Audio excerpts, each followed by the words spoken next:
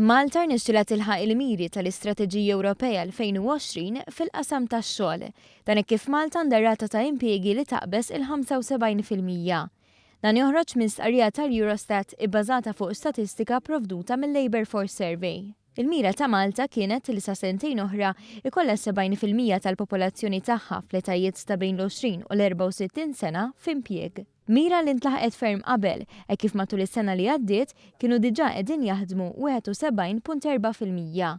Bis-saħħa ta' miżuri li daħħal il-Gvern fl-aħħar snin bħal childcare bl-aħlas, ir-rata ta' parteċipazzjoni tan-nisa fis-suq tax-xogħol ukoll baqgħet tiżdied, tant li laħqet 58%.